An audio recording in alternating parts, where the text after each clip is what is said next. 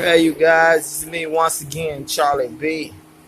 And I have a problem, another problem. See, this tire I have is fairly new. It's not brand new, but you can see the tread on it is pretty good. And I'm not in the business of wanting to buy a new tire, just because I got a hole in the sidewall. I've looked on YouTube to see if there's a video that